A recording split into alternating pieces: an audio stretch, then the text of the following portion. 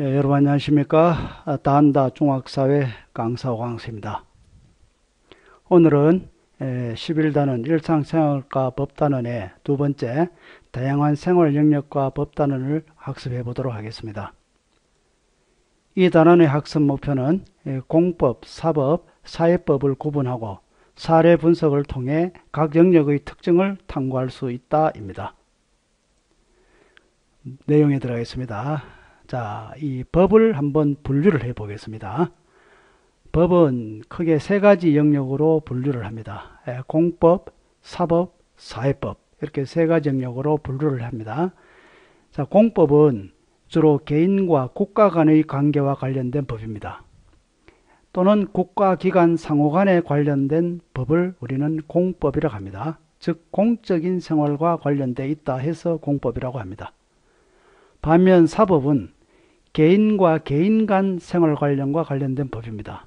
또는 개인과 집단 간의 생활과 관련된 법을 우리는 사법이라 합니다. 즉 사적인 영역의 법이다 해서 사법이라고 합니다. 다음은 사회법입니다. 사회적 약자를 보호하기 위한 법 또는 국민의 인간다운 생활을 위해서 만들어진 법을 우리는 사회법이라고 합니다. 그래서 법은 이 공법, 사법, 사회법 이 세 가지 영역으로 분류를 합니다. 그럼 각각의 영역에 들어가는 이 법들을 한번 살펴보겠습니다. 먼저 헌법입니다. 헌법은 국가의 최고법으로서 국민의 기본권과 의무, 국가기관의 구성 원리를 규정하고 있는 공적인 관련 법이죠. 그래서 헌법은 공법에 들어갑니다. 그리고 형법입니다. 범죄의 종류와 처벌의 기준을 정한 법으로서 국민 개인이 법을 어겼을 때 국가기관에서 판단을 하죠. 그래서 개인과 국가기관 간의 관계죠. 그래서 이거는 공적인 영역의 법으로서 공법에 들어갑니다. 다음은 행정법입니다. 행정기관의 조직과 작용 및 구제에 관한 법입니다.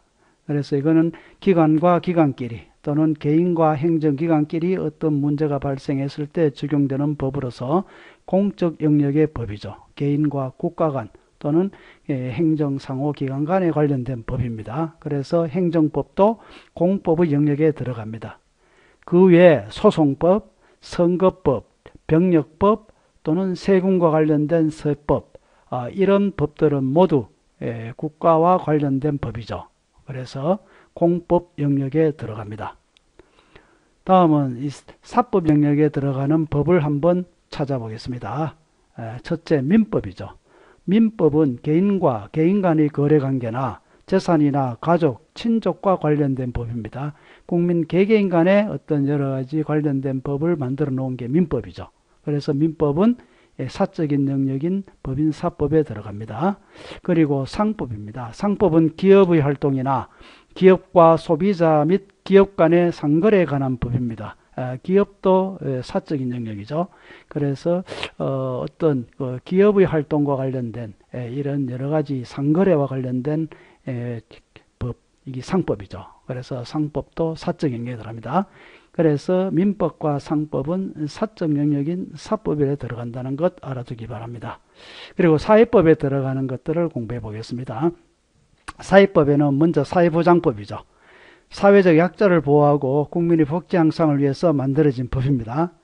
그래서 이 사회보장법이 사회법에 들어갑니다. 또 사회보장법 안에 의료보험법, 국민연금법입니다. 그래서 의료보험법하고 국민연금은 사회보장법으로서 사회법에 들어간다는 겁니다. 그리고 또 노동법이 있습니다. 노동자의 권익을 보호하기 위한 법이죠. 그래서 노동자를 보호하기 위한 법에는 근로기준법, 최저임금법, 노동관계법 등이 있습니다. 그래서 근로기준법, 최저임금법, 노동관계법은 노동법으로서 사회법 영역에 들어간다는 것. 그 다음 경제법이라는 게 있습니다. 이건 상법하고 민법에, 사법에 들어가는 상법하고는 다릅니다. 이 경제법은 공정한 경제 질서와 상대적인 경제에서 약자인 소비자를 권익을 보호하기 위한 법입니다. 소비자 기본법이라든지 독점 규제 및 공정거래법이라든지 이런 경제법은 주로 어떤 그 관계에서 약자를 보호하기 위한 법입니다. 그래서 이 사회보장법, 노동법, 경제법 이 법들은 사회법 영역에 들어갑니다. 그래서 공법, 사법, 사회법은 어떤 것이고 또 이런 영역에 들어가는 법은 어떤 법이 있는지 중요하니까 여러분들이 확실하게 공부를 해 두어야겠습니다. 자, 생활 영역의 법을 공부를 했습니다. 자, 지금까지 했는 거 정리하겠습니다. 자, 1번 법 분류에서 국가기관과 관련된 일이나 개인과 국가 간의 관계를 다루는 법은 그렇죠. 공적인 법인 공법이었습니다. 2번 국가의 최고법으로서 국민의 기본권과 의무 국가기관 구성 원리를 규정한 법은 뭐였죠? 그렇죠. 헌법이죠. 자, 헌법은 어느 영역에 들어갔나요? 그렇죠. 공법이었습니다. 자, 3번 개인 간의 거래관계나 재산이나 가족, 친족과 관련된 법은 그렇죠. 민법이었죠. 자, 민법은 어느 분류에 들어갔어요? 그렇죠. 사법 영역에 들어갔습니다. 4번 법 분류에서 사회적 약자들의 기본적 권리를 지켜주고 모든 국민들의 복지를 향상하고자 존재하는 법은 그렇죠. 사회법이었죠. 자, 사회법. 자, 그 다음 5번 공정한 경쟁과 소비자의 권익을 보호하고 경제 균형 있는 발전을 위한 법은 그렇죠. 경제법이죠. 예, 경제법은 또 사회법 영역에 들어갔죠. 자, 여러분들 이 법의 영역을 잘 공부해 둬야 됩니다. 자, 다시 한번 정리하겠습니다. 자, 법은 크게 세 가지로 분류했습니다. 공법, 사법, 사회법. 자, 먼저 공법입니다. 공법은 국가기관과 관련된 일이나 개인과 국가 간의 관계를 다루는 법이었습니다. 그래서 공법에 들어가는 종류로는 헌법, 행정법, 형법, 소송법, 선거법, 병력법, 그 다음에 세법 이런 법들은 모두 공법 영역에 들어갑니다.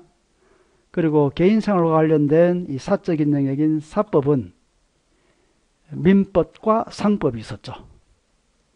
그리고 사회적 약자를 주로 보호하기 위해서 만들어진 사회법에는 사회보장법, 노동법, 경제법 이렇게 크게 나누었고 또 사회보장법 안에는 국민연금법, 국민건강보험법, 고용보험법 이런 것들은 사회보장법에 들어갔고 반면 근로기준법, 노동관계법, 최저임금법은 다 노동자를 위한 법이죠. 그래서 노동법 영역에 들어갔고 그 다음에 독점규제 및 공정거래법이나 소비자기본법 등은 경제법이죠.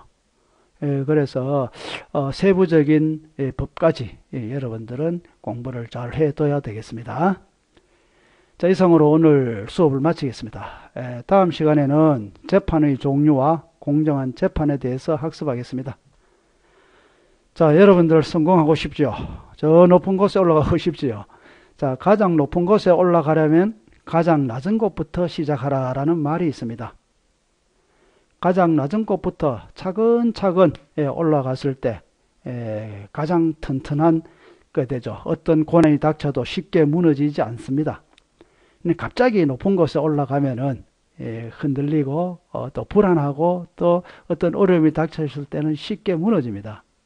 그래서 여러분들은 아직 어리니까 낮은 곳부터 차근차근 여러분들이 배워나가서 나중에 높은 곳까지 올라가도록 부탁드리겠습니다. 이상입니다.